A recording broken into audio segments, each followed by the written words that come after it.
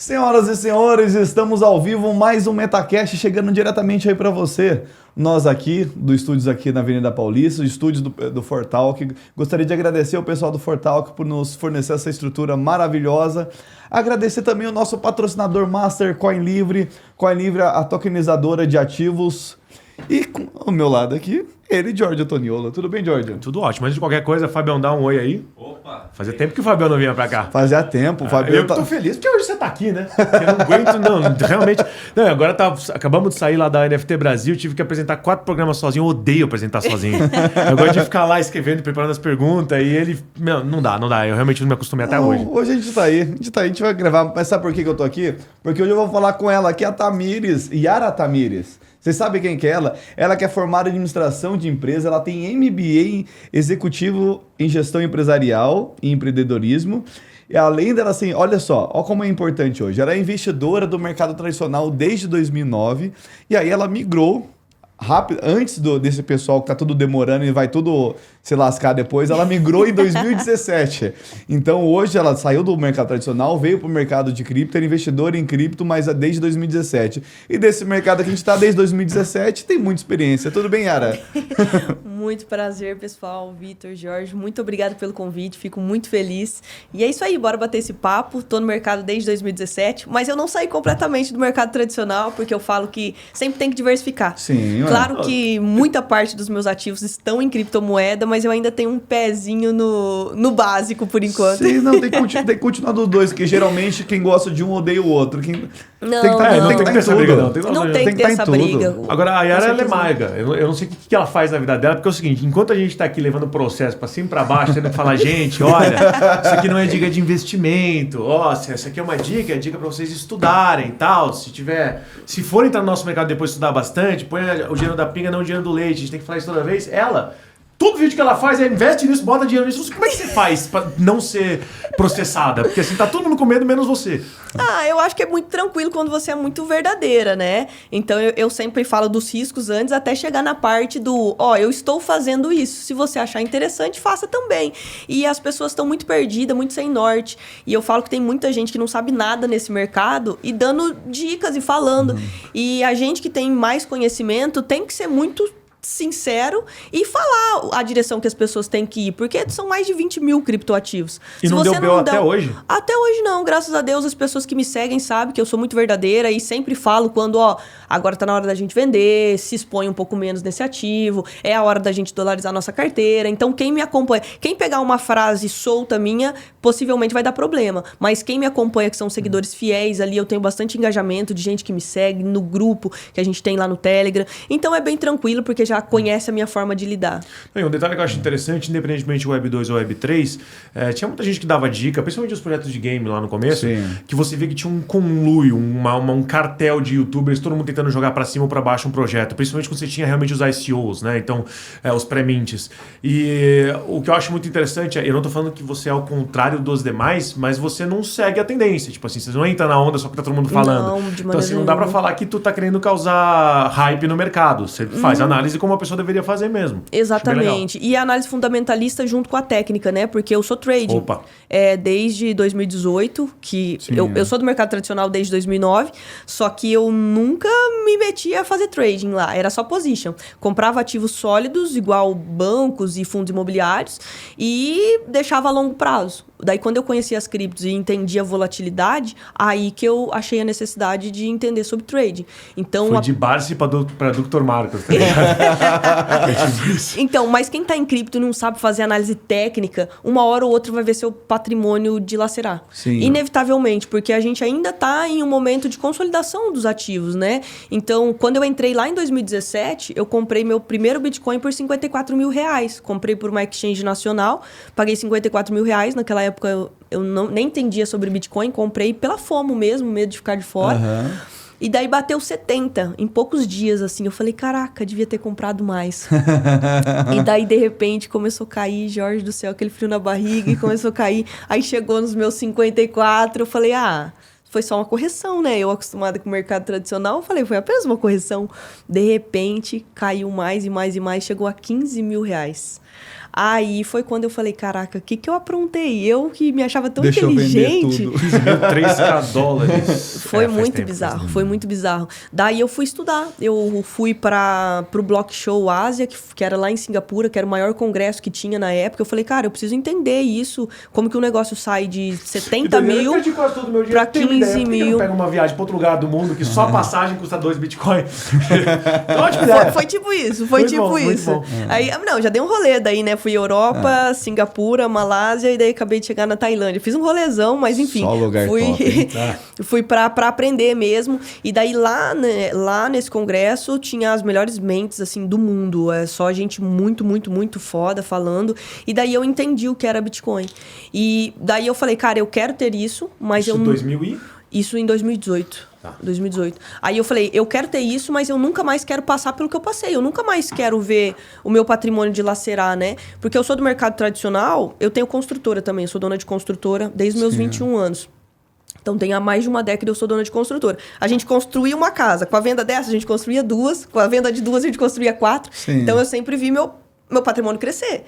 Com a Bolsa de Valores também. Eu comprava a Itaúsa a R$6, daí eu via a Itaúsa indo para 7, para 8, para 9 e o dividendo pingando. Então eu nunca vi Itaúsa sair de 10 e para 5. Isso não existe no mercado Muito tradicional. menos ir de 10 e ir pra 3.800. Também não acontece isso. Não, é bizarro, né? Mas enfim, daí eu falei, eu quero estar em criptomoeda, mas nunca mais quero passar por isso. Daí eu falei, como que eu consigo me blindar? Aí eu comecei a olhar opções e mercado futuro para fazer o hedging da minha carteira position, né? Não com o objetivo de ganhar dinheiro, longe disso. Era só para me proteger. Às vezes eu tinha, sei lá, 10 bitcoins no mercado spot. Eu entrava com uma fração disso, alavancava até dar 10 bitcoins vendidos, daí eu protegia a minha posição. E era só para redear a minha carteira. Aí foi quando eu entendi que dava para eu ganhar dinheiro.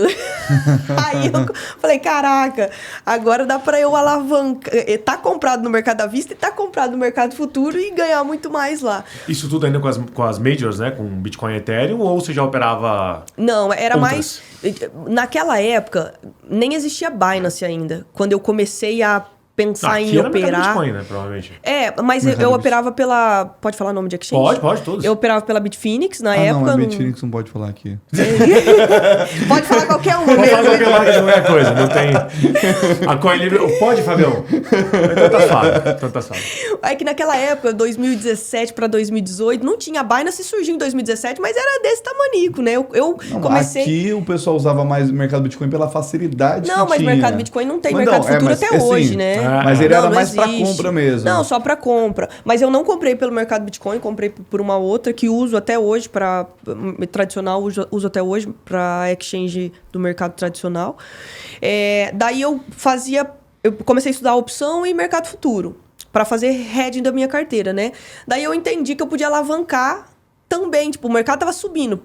Eu falei, cara, mas eu não preciso me proteger agora é hora de ganhar dinheiro, né? Uhum. E daí, naquela época, a gente tinha um grupo de trades que a gente literalmente fazia Bitcoin.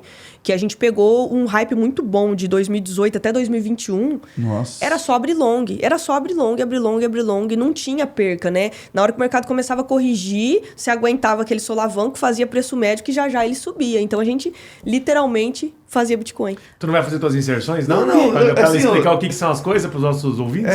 Não, eu tô com umas dúvidas aqui. Vamos lá. Você falou que Você pode falar por qual que você opera hoje? Hoje, Bybit. Tá. Boa. E você começou pela...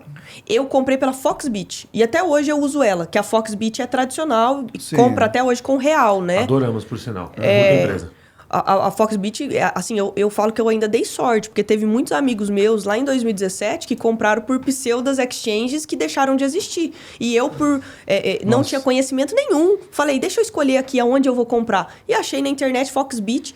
Olha que engraçado. Às vezes quem tá assistindo a gente aqui não tem criptomoeda ainda.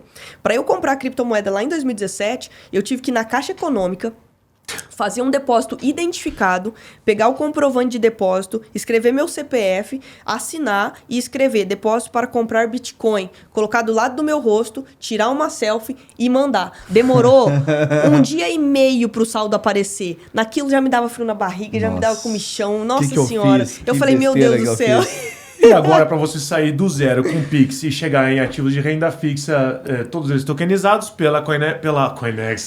Que doideira que tá isso aqui. Pela CoinLivre são 3 cliques.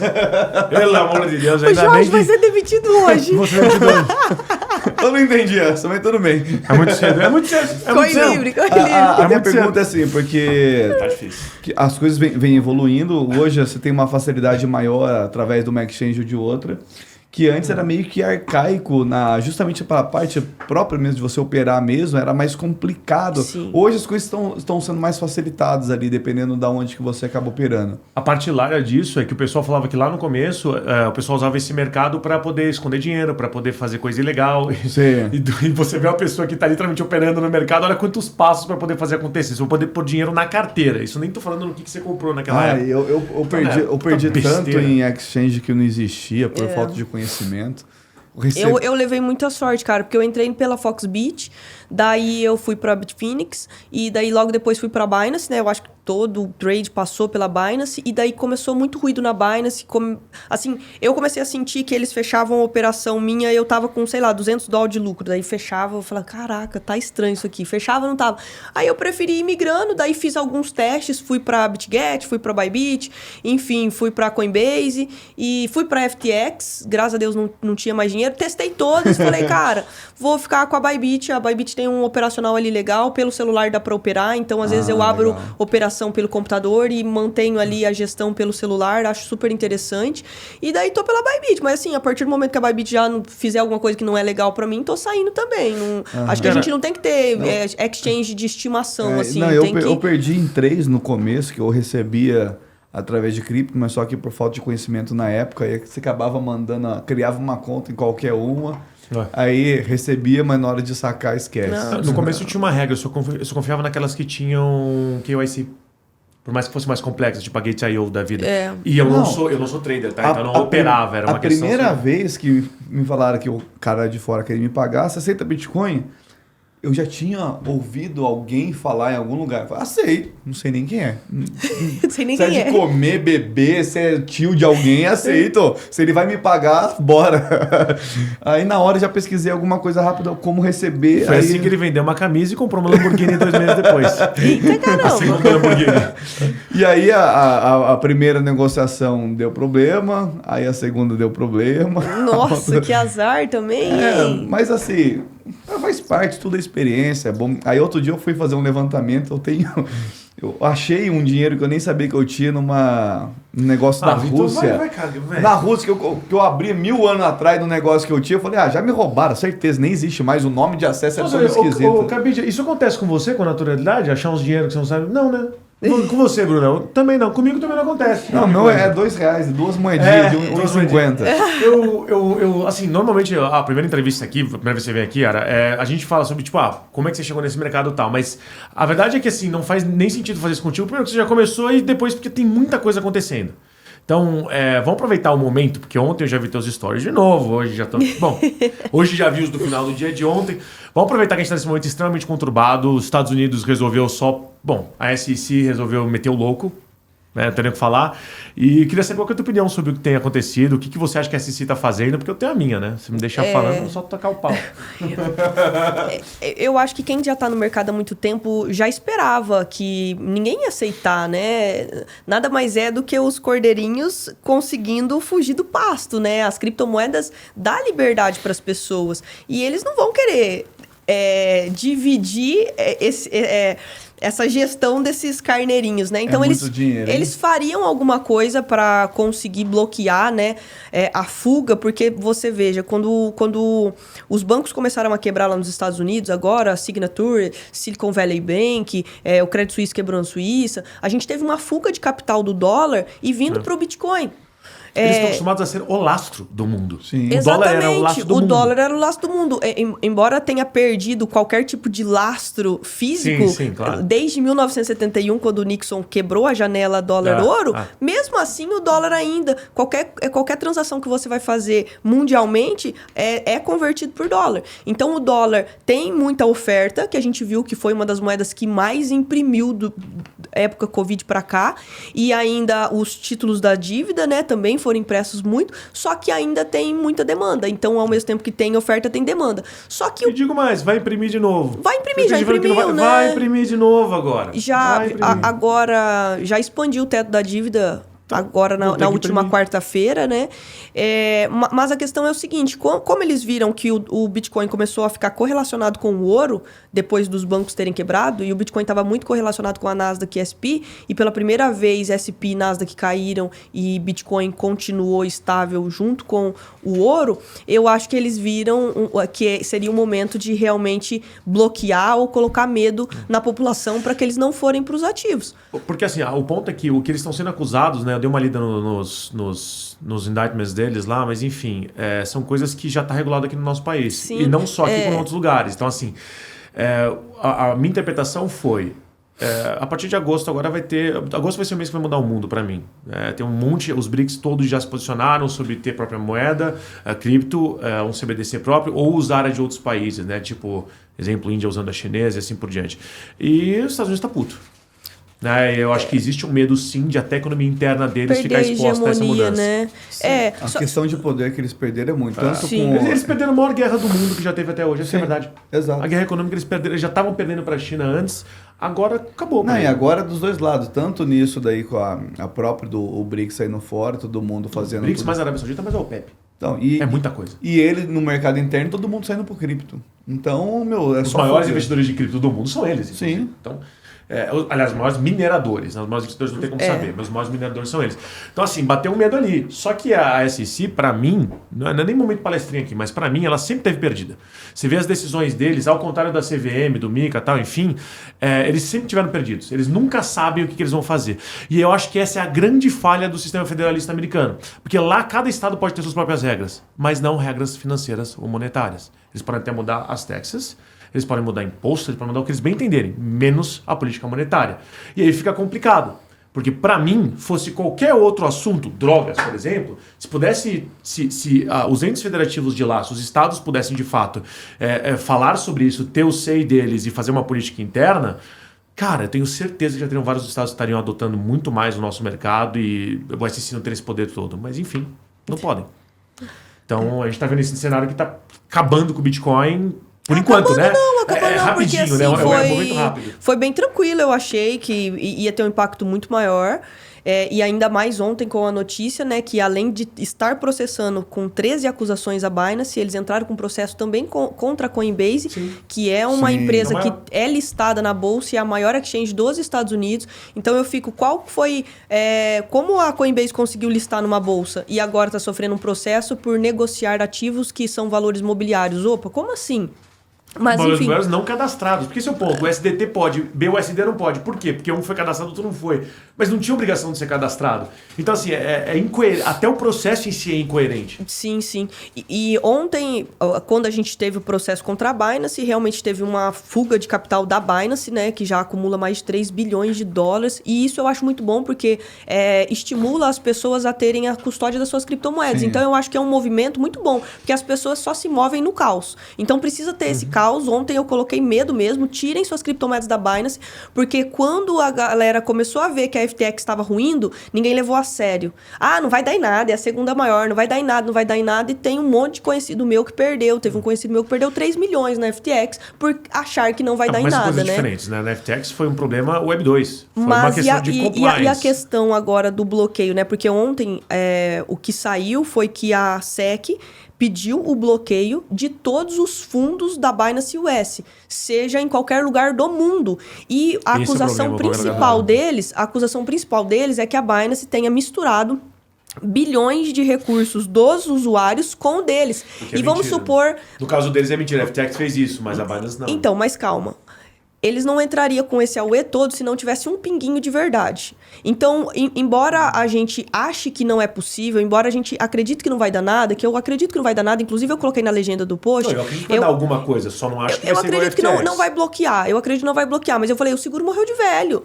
Tirem seus saldos de lá. Imagina que eles consigam um bloqueio, o saldo da Binance esteja, sei lá, na Suíça, eles consigam um bloqueio lá na Suíça. Daí você que tem uma conta global aqui no Brasil, não vai conseguir ter acesso aos seus fundos. Unidos. Até o Diego Velasquez fez um Reels ontem que ele estava numa exchange em 2018 que teve os seus fundos bloqueados pelos Estados Unidos e liberou depois de 1 ano e 4 meses só 40% do patrimônio deles. Então a gente vai ficar correndo risco? Eu tirei tudo. Eu tinha uma querela na Binance e eu acabei de tirar tudo porque eu não quero ficar correndo esse risco. Eu acredito que não vai dar em nada e que as acusações são sem sentido. Porque tem o processo lá da XRP que até hoje eles querem provar que é um valor mobiliário e a XRP vai ganhar. Eu tô comprado em XRP até o A XRP já talo. ganhou, só não deram a decisão ainda. Só não deram a decisão. Então, assim, acredito que ali eles colocaram Matic num pacote, Faicon, várias criptomoedas ali, Solana, que não faz menor sentido. Eles estão completamente perdidos. Mas eu acho que o usuário não deveria entrar nessa briga, né? Se tem outra opção, se você consegue ser o seu custodiante,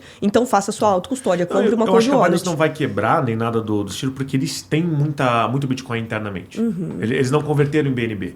Ainda que no começo desse ano, se não me engano, eles tivessem se livrado de um pouco da posição deles, eles têm liquidez própria. Eles conseguem sustentar a liquidez própria por muitos meses, até pré isso tudo ter acontecido. Tanto que eu imagino que você tenha conseguido tirar com facilidade o teu no mesmo minuto. Então, vendi no mesmo segundo. Caiu plum, pisques. Porque no caso da FTX, no primeiro dia já teve problema de liquidez. Lá eles têm muita liquidez. A quantidade que eles têm rodado de Bitcoin lá, entre outras moedas, é gigantesca.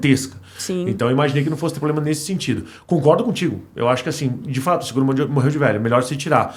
Mas pelo que eu vejo dos problemas de ambos os lados, eu não vejo a Binance com um problema de compliance e de governança que a FTX tinha. Ou na prática, né? Aquela máxima do not your keys, not your coins, era muito complicado na FTX, porque na FTX, literalmente, o dono da empresa tinha acesso à carteira dos seus não acesso, ele podia controlar o dinheiro. Não era conta escrow, não era nada. Ele poderia literalmente pegar, ele não só declarava o dinheiro dos seus correntistas, como ele podia mexer naquele dinheiro. Isso é um problema que existe desde que o mundo é mundo, não veio do nosso mercado. Ele mexeu no dinheiro de todo mundo. Exato. Tipo assim, isso existia na Web 1, na Web 2. Antes de falar de web, desde que o banco é banco, sempre foi um problema. É por isso que existe lei de custódia, é por isso que a gente tem depósito mínimo compulsório. Então, pelo amor de Deus. E o pessoal culpando a FTX. O problema é do mercado da Web 3. O meu... que é o problema nosso. O problema é que eles resolveram fazer tudo menos o que devia ter sido feito. Olhar para a parte de regulação e de compliance que deveria ter sido visto para qualquer empresa da Web 2. Mas, como tinha um estádio, como era bem falado no mundo inteiro, não precisa, né? Pelo amor de Deus. Quem tem a Gisele Bündchen não precisa de compliance, tá louco? Que a Vivara não fala nada de errado também, não, né? Yara, deixa eu... Mais uma que nunca vai patrocinar. Deixa eu perguntar um negócio para você. Você como investidora disso, mudando um pouquinho de assunto, qual que é a sua estratégia? Quais são os fatores assim que você leva em consideração para avaliar uma criptomoeda para você investir? Boa pergunta, porque tem muita gente que acha que não dá para fazer análise fundamentalista em uma criptomoeda, né? Dá. Mas dá sim. Eu gosto sempre de dar um exemplo mais prático no mercado tradicional, né? Quando você vai olhar uma ação. Primeiro você estuda o nicho daquela ação, como ela está posicionada, se tem mercado para aquilo, a valuation da ação, né? Quem são os diretores, os CEOs, você consegue ver DRE, faturamento, você consegue ver tudo isso enquanto você vai avaliar para comprar uma ação de uma empresa. Em criptomoeda já é completamente diferente, você tem que olhar vários dados diferentes. Eu falo que o principal dado que você tem que olhar é qual é o supply de uma criptomoeda. O Bitcoin, o máximo é 21 milhões. 21 milhões. Tem criptomoedas que não tem limite. Aí você já tem que se perguntar, se não tem limite de criptomoedas existente, o que ela traz? Qual é o benefício que ela traz? Igual o Ethereum. O Ethereum ele não tem um limite, mas ele traz um monte de benefícios, que são os contratos inteligentes, então traz muito mais usabilidade do que o próprio Bitcoin. Sim. Então, são coisas diferentes que você tem que analisar. Olhou o supply de uma criptomoeda, entendeu o porquê daquele supply? A segunda coisa, e eu falo que é até mais importante que a primeira, é você olhar quantos detentores tem daquele token. Então, às vezes você olha ali, o supply máximo é de 10 milhões, mas tem 2 carteiras que tem 5 milhões. Você fala, cara, se essas 2 carteiras resolvem vender, vai acabar com o mercado. Sim. Então, o principal ponto é, olhem quantas carteiras ativas tem e quantas criptomoedas tem dentro dessas carteiras para você conseguir... Só um pouco além nesse argumento. Quando você vê o tokenomics, independentemente até de quantas carteiras tem aquilo, é muito comum que no começo de um projeto os próprios devs tenham parte dessas moedas e vão recebendo com o tempo. Seja isso na mintagem, seja isso via o vesting deles. E as regras do vesting são muito importantes. Porque uma pessoa normal que não é economista, ela pode tomar simplesmente a decisão de vender parte do que ela tem. Só que quando a gente está falando dos programadores que participaram do projeto, às vezes tem 2, 3, 5, 10% da coisa da moeda. Isso pode fazer um efeito gigantesco. Porque não é só a quantidade que eles têm que eles podem vender. É o efeito manada que acaba acontecendo quando esse supply é jogado no mercado. Com certeza. Não pode esquecer que a maior parte desses projetos, tirando as stables, tem como base, independentemente da utilidade delas, que eu acho que todas deveriam ter algum tipo de utilidade, é oferta e demanda. É só isso que vai controlar o valor desses ativos. Então, qualquer tipo de grande movimentação, ou na oferta ou na demanda, pode ser um problema. Exemplos de oferta. Elon Musk, toda vez que ele fala que gosta de uma moeda, pronto. Joga para cima porque tá todo mundo querendo comprar. Sim. O outro lado também é verdadeiro. Projetos onde você tem grandes baleias que tem datas para poder se livrar dessas moedas, você pode ter certeza que nessas datas vai ter um drop gigantesco. Então, enfim, são regras que têm que ser olhadas. Você não pode overlook, você não pode... não, dane-se, isso não importa. Claro que importa. Tem algumas regrinhas que têm que ser observadas. Você falou que você tem um grupo no Telegram. Hoje é um grupo dos seus seguidores, é isso? Tem um grupo fechado dos meus alunos e tem um grupo aberto que daí é de todo mundo que quiser participar. Mas vocês chegam a fazer, por exemplo, lá, a determinado momento, pessoal, hoje às 8 horas da noite a gente vai fazer uma posição. Vamos todo mundo comprar isso daqui? Não faço. Não, eu detesto sala de sinais, eu detesto isso. Eu falo o que eu estou observando e o que eu estou vendo. Eu falo, a expectativa é igual Litecoin. A Litecoin está próximo do seu halving, agora tem 50 dias. A gente fez uma análise e eu falei, cara, eu acredito na valorização da Litecoin, acredito que pode ultrapassar aí os $100. Montei uma posição. Aí cada um fica à vontade e faz o que quiser, né? A Lite tá em quanto agora? Desculpa. Tá em, acho que $81, se eu não me engano. 81. É 25% de valorização. Sim. Eu acredito numa valorização dela, mas no meu grupo de Telegram, o que eu falo mais? Igual hoje, na hora que eu tava no Uber vindo pra cá, eu já mandei as principais notícias lá, né? Pra eles ficarem atentos. Então eu sempre coloco, vai ter payroll, vai ter PMIs, vai ter divulgação de CPI lá dos Estados Unidos. Enfim, eu coloco as notícias que talvez possa impactar as nossas posições como trading, né? E coloco o que eu tô fazendo também. Eu gosto muito de DeFi. Eu sou Você tem operação de staking? Nossa, eu tenho muita pool. Stake eu não gosto. Mas eu tenho muita pool onde eu provejo liquidez para pares da minha escolha. Porque eu só gosto de ficar em ativos que fazem sentido para mim. Então, ontem, por exemplo, eu tô com uma carteira pública, que até quem quiser me acompanhar lá, é yaratamires.eth. Daí já vai ter acesso a todas as minhas posições, as minhas pools. Eu iniciei com $2.000, né? R$10.000 era na época. E... comecei tem 4 meses. Hoje, esses $2.000 já viraram $2.400. E essa semana, eu tô ganhando $58 em uma pool de Lido que eu fiz. Ontem, ela tava com $35. Hoje, tá com $58. Em menos de 24 horas, eu ganhei $20 ali, com R$11.000. Eu fiz 120, eu fiz 1% no dia. E às vezes as pessoas ficam quebrando a cabeça fazendo trading e não conseguem ganhar 1% ao dia, né? Sim. Ou até consegue, mas com risco absurdamente maior, né, do que essa operação. Risco de loteria, quase. E quando você monta pool, você monta em ativos que você gosta. Igual eu tenho Lido e o USDC, tenho Matic e Lido, que são criptomoedas que eu gosto. Então, a partir do momento que sair do meu range, ou eu vou estar 100% em Lido, ou eu vou estar 100% em USDC.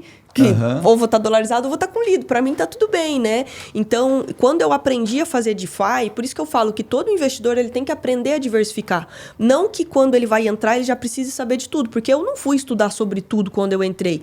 Mas eu primeiro aprendi sobre ação, depois fundo imobiliário, depois ETFs. Enfim, daí comecei a investir nos Estados Unidos, pela Avenue, eu invisto na Nasdaq. Daí eu já comecei a entender qual que era a valuation de uma ação internacional. Depois eu fui pra cripto, depois eu aprendi de trade, depois eu aprendi de DeFi. E eu acho que é progressivo o seu aprendizado. Sim. Se você tentar aprender de tudo ao mesmo tempo, você vai ser ruim em tudo. Então, tem 5 anos que eu tô em cripto. Um ano eu estudei tal coisa, outro ano eu estudei tal coisa, e assim eu fui ficando especialista. E existe um padrão para ativos financeiros, né? A economia de fato é cíclica, né? Eu pelo menos adoro a escola de Chicago, a economia austríaca e tal. Então, assim, agora dá para cíclico. Correlacionar, né, Jorge? Porque eu fui estudar o Bitcoin de 2010 até 2019... Não tinha correlação nenhuma com nada. Claro. E ele fazia um ciclo independente dele, Mas baseado é que o foda no halving. É que ninguém conseguia fazer regressão do Bitcoin, porque quando você vai medir contra o erro era muito mais relevante. Ninguém conseguia falar o que de fato ia mudar. E tinha muito mais assuntos externos, por exemplo, guerra da Rússia com a Ucrânia. Como é que você prevê isso numa regressão? Não tem como. Isso é literalmente erro, só que o erro era muito mais relevante. Até hoje, com as notícias que aconteceram nos últimos 2-3 dias, o ideal, o que você deveria pensar o Bitcoin vai explodir com o problema que aconteceu na Binance. Para pensar, qualquer tipo de crise que acontece, todo o nosso mercado deveria subir. Só que o que tem acontecido? Primeira crise que teve ciclos modernos, né, de Bitcoin e moedas afins. A primeira crise que teve demorou 7 dias para poder voltar. Depois 5 dias, 3 dias. FTX foi 3 dias e meio, se eu não me engano. Eu não sei quanto tempo durou. Só segurou porque teve um CPI no meio do caminho que veio muito positivo. E agora essas duas? Quanto tempo demorou até voltar a subir?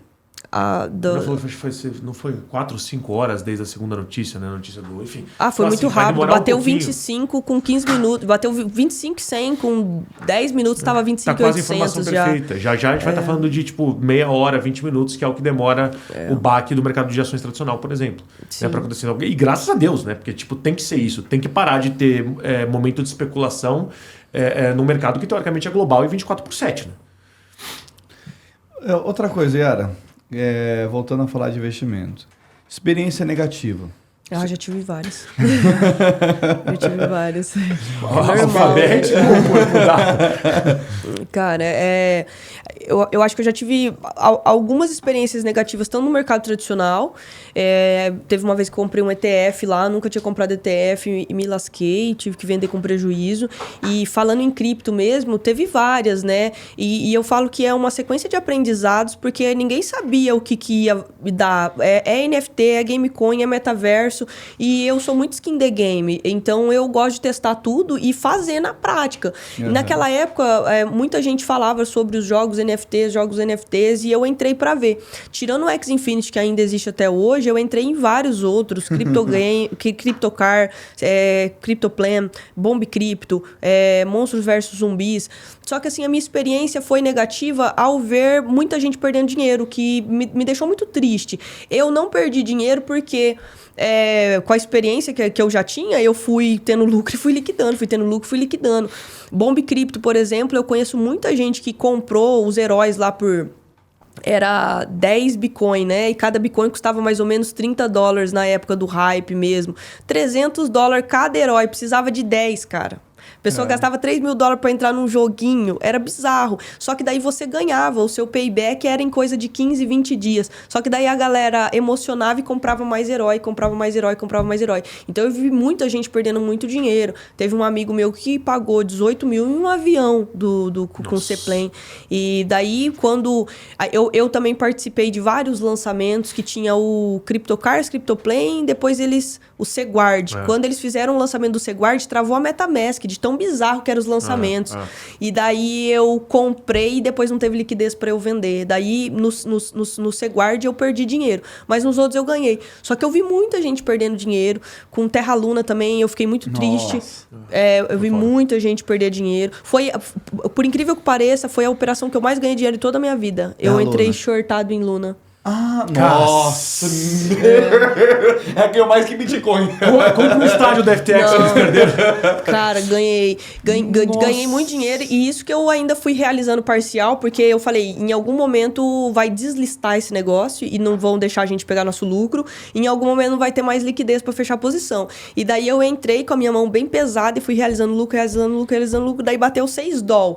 Daí na hora que bateu $6, deu uma explodida pra cima, foi pra, subiu mais 100%. Foi pra $12, $13. Falei, caraca, agora já achou bizarro, o fundo. Né? Vou sair. Aí, na hora que ela corrigiu, eu fechei minha posição inteira. Teve um aluno meu que levou ela até, $2, $3, fez 1 milha na operação. Nossa, cara. Tem uma pessoa que eu conheço que ele comprou depois do desastre. Falou, eu vou vender pra Fundo Abutre que tá valendo a pena. Ele vendeu pra Fundo Abutre, cara. Ele vendeu a 10% do valor que tava E mesmo assim, nossa, um absurdo. Ele tem até hoje. Falou assim, cara, assim que... Agora eles vão recolocar no mercado, né? Assim que voltar, eu tiro mais uma grana absurda. Ele fez um absurdo, uma montanha de dinheiro. Tipo assim, não sei quantos zeros tem. Mas foi muito triste, cara. Teve conhecido meu que tinha reserva em UST, que era o dólar deles lá, que tava em colateral. Tinha reserva da família, tá ligado? Tinha reserva da família. Não, stable ainda. Me arrepia só de você pensar que a pessoa perdeu tudo que ela tinha na vida. E o que você acha sobre a RWA, de maneira geral? O que é isso? Real World Assets, né? O nome novo que estão dando para basicamente qualquer token que for de renda fixa ou que está atrelado a algum tipo de operação, tipo, um CRI, um CRA, beleza. sei lá, tudo que você, assim como você falou, FI, é o que a CoinLivre faz. Tudo que a XP vende, basicamente, tokenizado da RWA. Eu gosto. Eu gosto quando você tem algo palpável e sólido por trás. É como se fosse um imóvel tokenizado que te dá dividendos. Eu comprei um imóvel da Netspace que ele me dá o aluguel aluguel sobre a minha parte todos os meses. Eu recebo uma fração ali. Ainda que no mercado imobiliário seja um pouco mais difícil, mas assim, há exemplos como ETFs do mercado de transportes, por exemplo, já é possível. ETF de tudo que é mercado precatório que a gente está trazendo. Eu acho muito válido, Consórcio. Até o Itaú entrou nesse ramo com antecipação de recebíveis. Ele comprou uma participação numa... eu achei que não podia falar. Não, pode. Aí eu fui, não, a gente fui ser dando parceiro volta. de tudo. A gente quer ser parceiro de tudo. Aqui pra falar de tudo. Então, Eu acho que a única possível concorrente nossa é a própria XP. Porque se ela fizer a dela, talvez concorra com o que a gente está fazendo. Mas todo o resto está no mercado, eu quero mais é listar eles e vice-versa. Então, a LIC, para quem está nos ouvindo aí e ainda não sabe o que é, ela antecipa recebíveis. Como que funciona isso? Vamos supor que a Casas Bahia tem o crediário dela, que ela vai receber lá em dezembro R$1 milhão desse crediário que está parcelado. Só que ela quer pegar todo esse 1 milhão dela que ela vai receber em dezembro e quer antecipar para receber agora. E daí o que acontece? Ela paga 1% ao mês e eu ou você consegue comprar e dar a liquidez que a Casas Bahia precisa para agora e a gente espera até dezembro com a rentabilidade já acordada. É claro que a gente vai receber o patrimônio integral mais a rentabilidade só lá em dezembro, quando o credor liquidar aquele crediário, aquela dívida que ele tinha. Inclusive a LIC está oferecendo a 1,3 ao mês. O que é ótimo, só que a Coinlivre tem o mesmo ativo e está oferecendo a 1,7. Então chupa a LIC. Inclusive, se você entrar aí no site da Coinlivre, tem um lá que tá pagando mais que isso aí. Só não vou falar, entra lá que... só o dobro. Mas, enfim, bora. Caraca! Vamos continuar. A gente tá indo pra quebrar o mercado, né? É nóis. Caraca! Top demais. Bom, tá. Vamos voltar um pouquinho para os Estados Unidos, que agora toda a porcaria está acontecendo. Tá no hype, né? Estados Unidos. Na verdade, eu quero saber os próximos passos. Eu tenho uma visão sobre o que vai acontecer a partir de agosto, como eu falei para você. Mas entre agora e agosto? Entre agora e as CBDCs? Como é que você está olhando para o mercado? O que você acha que vai acontecer? Principalmente com as mais tradeadas, né? As top 20 moedas do mercado. Cara, eu acredito que a gente está numa fase de lateralização. Independente do que os Estados Unidos está fazendo, a gente está nessa fase de lateralização. Eu acredito que o Bitcoin e a Ethereum já tenha alcançado o fundo dela, mas eu não acredito que a SP 500 e Nasdaq tenha alcançado o fundo dela. No mês que quebrou a FTX... Concordo. No mês que quebrou a FTX, o Bitcoin e a Ethereum caíram 5%, fecharam o mês, porque daí... caiu e depois se recuperou, fechou o mês com 5% o Bitcoin de queda e Ethereum com 6 e alguma coisa. Nesse mesmo período... Não, desculpa. SP 500 e Nasdaq subiu 5%. E Ethereum e Bitcoin caíram 16%. Então, a gente tem uma diferença de 21% em um mês só, que foi pela quebra da FTX e que foi quando o Bitcoin alcançou lá os 15 mil e poucos dólares. Que eu acho que conseguimos achar o fundo. SP 500 e Nasdaq, a gente não viu uma correção nervosa dessa, né? E eu acho que o mercado tradicional está muito mais mexido do que o de cripto. Cripto, Bitcoin, as pessoas já entenderam a usabilidade. E para as pessoas entenderem, vai existir 21 milhões de Bitcoin. Já existem 19 milhões. Sim. Vai existir 21 milhões, já existem 19 milhões. E desses 19 milhões, só 2,4 estão em exchange. Ou seja, o restante está em carteira. A galera não quer nem saber, está em carteira, não vou vender, não tá para negócio, é meu e pronto. Então, não quero vender. Não quero vender. Tá então, todo mundo esperando a hora que acabar. Quem tem, quem não tem, já era. Então eu acredito que o mercado tá mexido, mas eu acho que SP 500 e Nasdaq vai sofrer ainda mais com essa união de outros países para quebrar a hegemonia dos Estados Unidos de fato. E a gente vai ter decisão agora no dia 14/6 da nova taxa de juros. 76% dos especialistas já acreditam que vai barrar, né, a subida, vai ter a manutenção da taxa de juros. Então, cara, eu acredito que, assim, as ações dos Estados Unidos ainda vai ter mais uma correçãozinha. SP 500 e Nasdaq, porque ainda está muito estranho lá, as grandes empresas estão demitindo ainda, a galera ainda está com o pé no freio. E uma coisa nisso daí, vamos lá. Dessas mudanças, toda a parte que está sendo judicializado lá, o próprio questão da XRP, que já ganhou, mas não foi definido ainda. Era para ter saído em março, estão prorrogando, porque eles estão esperando, tem uma outra que está saindo, porque daí vai ser mais ou menos... então com base nisso, não é que a gente perdeu, com base no outro a gente vai passar, porque assumir que eles perderam vai doer bastante. E ainda mais que é um processo que está se arrastando durante anos, né? Tá todo mundo acompanhando muito. O que você acha? Vamos supor, amanhã, a gente acordou amanhã, saiu lá que a XRP ganhou. que você acha que acontece posterior a isso? A XRP vai subir inevitavelmente. Quem já está acompanhando, eu comprei XRP e falei pra galera, tô comprando XRP porque, por causa disso. Comprei em outubro do ano passado, então já tô posicionada faz tempo. Eu não tô comprando agora, eu já comprei. Só que a galera, que é a galera da notícia, na hora que sair uma notícia dessa, vai explodir. Nossa, não. Vai explodir. Sabe, comprando nos Estados Unidos, eles levam jurisprudência lá muito a sério. Então, uma vez, o problema da XRP não é a XRP ganhar. É o fato dela ganhar gerar jurisprudência para todos os processos. Então, a XRP era para ser o bode expiatório, que no final das contas, não é que ganhou, né? Mas ganhou. Sim. E agora? Como é que eles vão segurar? Por isso que eles não querem que o processo acabe. Porque quando acabar, eles estão dizendo que, tipo, o governo perdeu. Acabou. Não tem o que fazer. E vão usar de jurisprudência para absolutamente tudo, porque a XRP é grande o suficiente para isso. Não é Luna. Não, e vão usar de padrão. A XRP tá no top 10 e ainda não pode ser negociado lá. Na hora que liberar tudo, Não, acabou. honestamente, as exchanges, pra mim, só estão rezando pra esse processo acabar. Porque eles vão usar isso como base pra justificar toda a santa moeda interna que está sendo taxada. No outro dia que vai ter de coisa entrando lá. Não, tem uma coisa que eu tenho observado aqui no Brasil, que eu tô achando bem interessante. Claro, né, a gente sabe que os bancos iam correr atrás da operação de cripto, né? Quase todos eles já estão aí preparados. O CBDC brasileiro vai estar pronto para os bancos, para transação interbancária muito antes do que para o mercado. Mais de 1 ano e meio de antecedência, por sinal. Então eles vão entrar nessa com força. Mas beleza.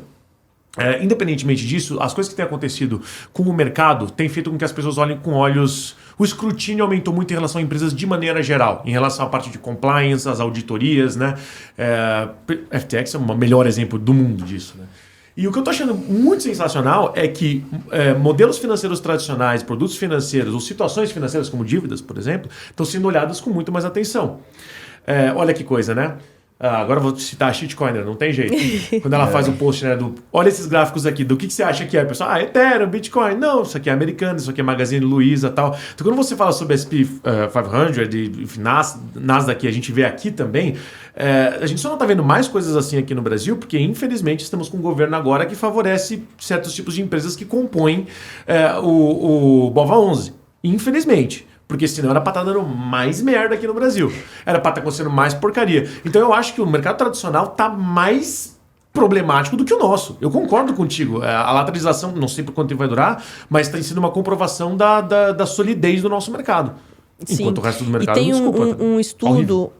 Agora eu leio tanta coisa que eu esqueci, mas Amazon e Apple foram bem mais voláteis nos últimos 30 dias do que o próprio Bitcoin e Ethereum, que são empresas já consolidadas, né? Mas aí entra um outro negócio. Isso daí não sai na mídia, isso não daí sai, o pessoal não replica. Qualquer vírgulazinha que sai hoje do negócio do Bitcoin, tá vendo? Olha os piramideiros, já põe lá o Egito no negócio no meio lá. Pois é. Não, é complicadíssimo. E daí, se você pega empresas que deveriam ser sólidas, como os bancos dos Estados Unidos, simplesmente dilacerando. E daí você vendo as ações caindo 90% em um dia só, né? Você pega o Signature, que foi um dos primeiros a quebrar lá. E daí você pega o Silicon Valley Bank, que ele fez com que a USDC perdesse o PEG. Aí você vê o mercado tradicional ferrando com nós de cripto. Você fala, pô, que papo é esse? Porque a Circle, que é a empresa por trás da USDC, tinha exposição, acho que de 20 e poucos % do seu patrimônio lá dentro do Silicon Valley Bank. E daí a Circle perdeu o PEG. Foi um final de semana muito tenso. A Circle foi para 0,89 cents. Uma bizarrice, né?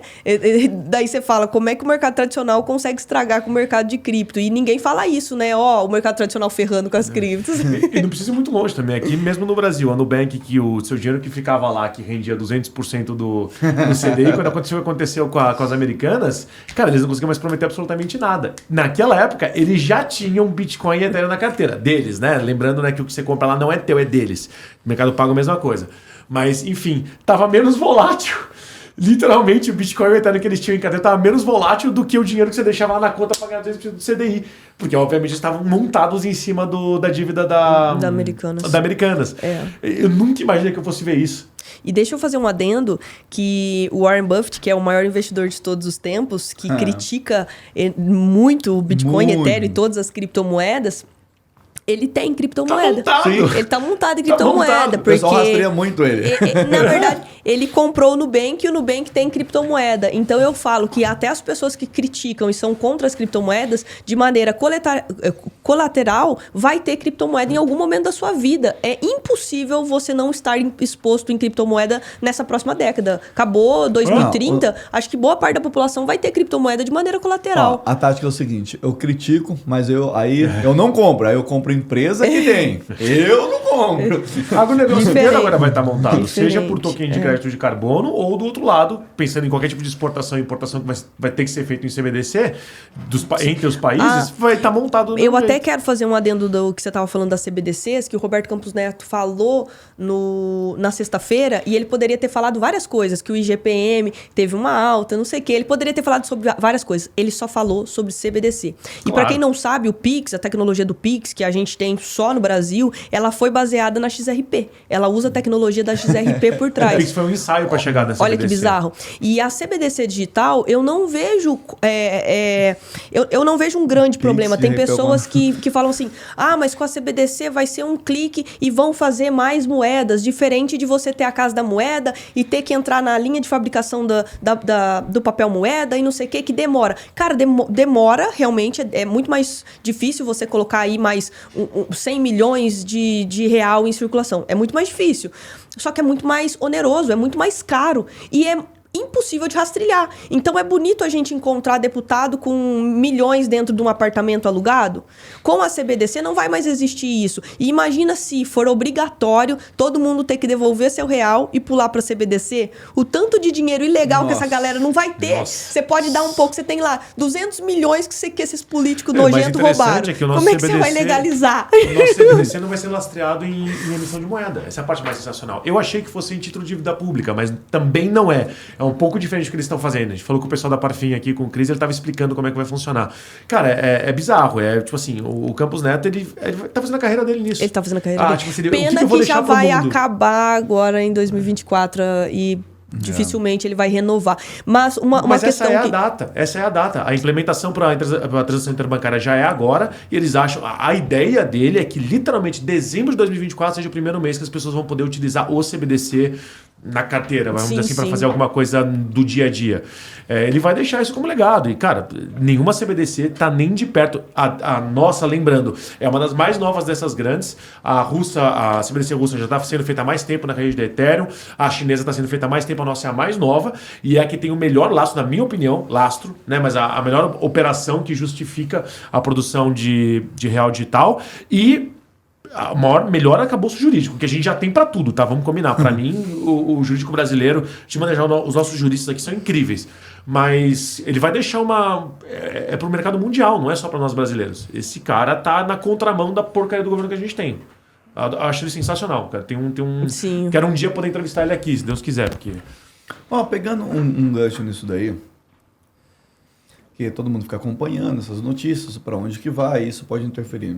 Você como investidor do mercado cripto, logicamente que é sempre importante se informar, com certeza você se informa um monte de coisa. Quais hoje é a sua principal fonte de busca de notícia?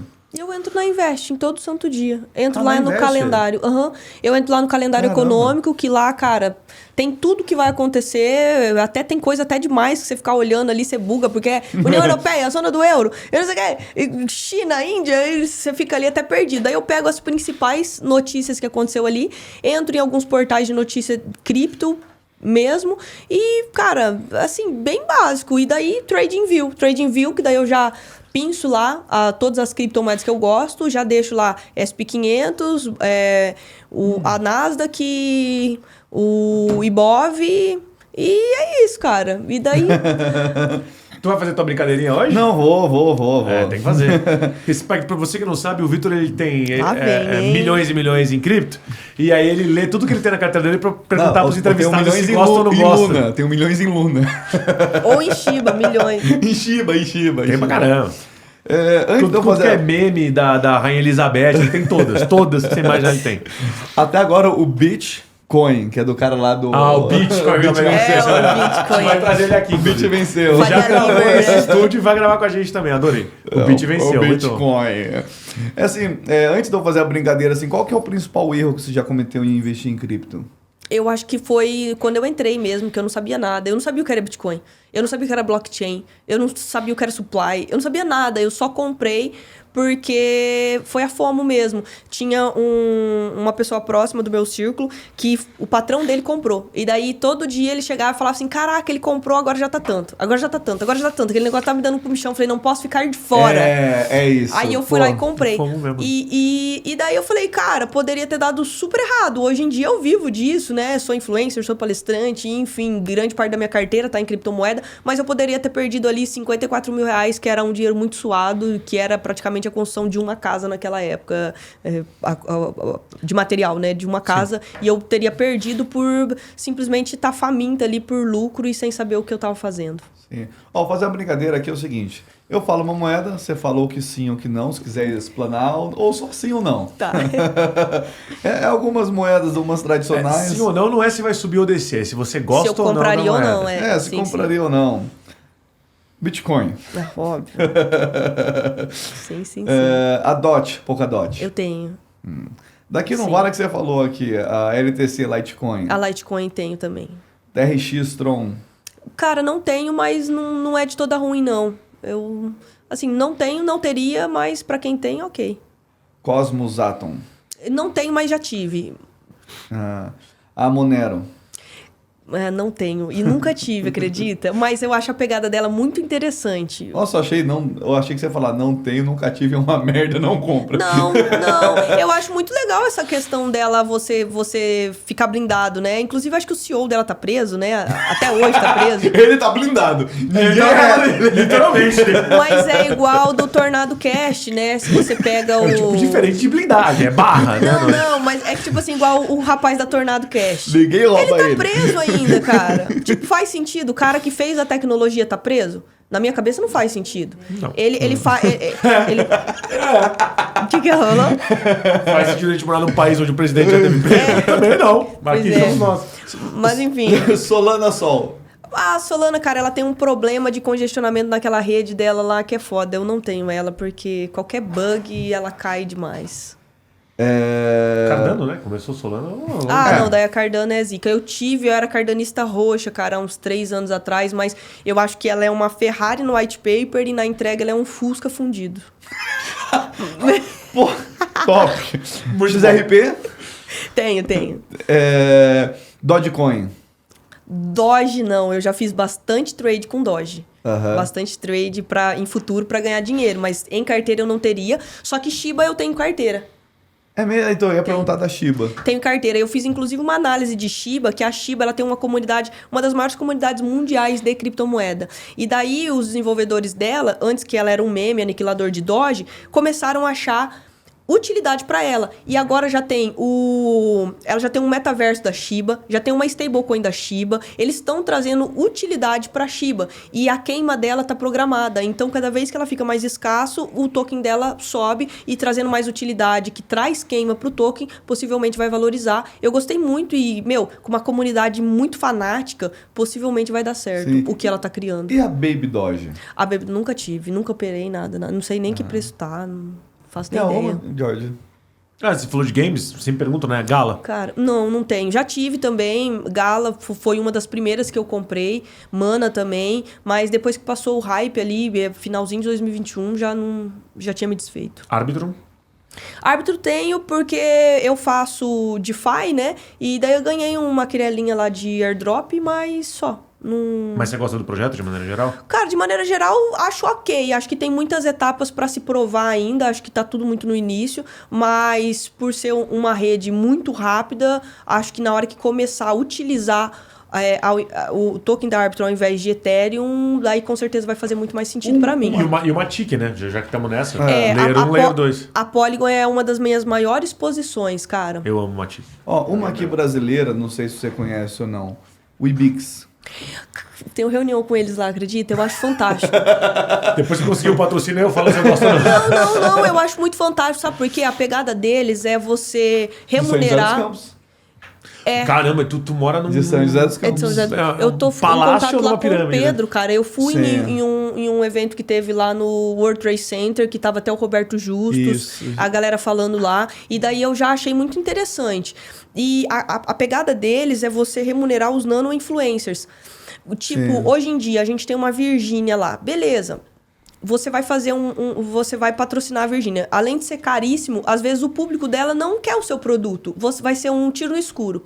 E quando você tem a Wibix, você pega os nanos influencers e vai fazer uma promoção, sei lá, vou usar a Casas Bahias que eu já usei aqui, da Casas Bahias.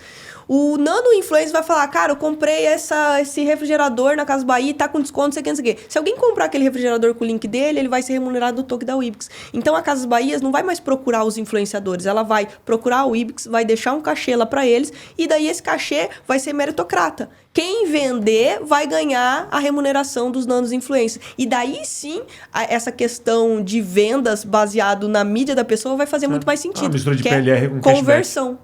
Conversão de vendas. Então, para mim, é um projeto que faz sentido. Já tem alguns mercados aqui em São Paulo, nunca tive a experiência, mas quando eu li sobre o projeto, eu já vi que tinha alguma rede de mercado que já usava o Wibix. Enfim, eu acho, por ser um projeto brasileiro, que está muito bem elaborado. Tem uma rede de mercado forte que está com eles.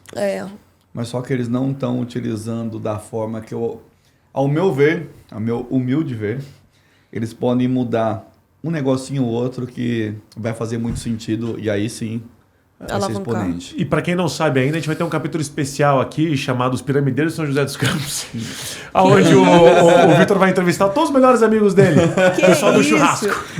Porque é impressionante essa cidade. Por os melhores projetos e os maiores piramideiros. Você ainda mora lá? Moro, não mudo de lá. Lá é bom, mas... É impressionante. Tirar foto de longe, você vê Bugatti, você vê Jaguar pra cima e pra baixo. E aí, de onde ganha o dinheiro? Mas, Thiago Finch. Basicamente, eu vou falar aqui até meio polêmico. Basicamente, nesse mercado, quando é de São José dos Campos, Barueri, ou qual que é o outro lado onde está todo jogador de futebol comprando um apartamento? Alphaville?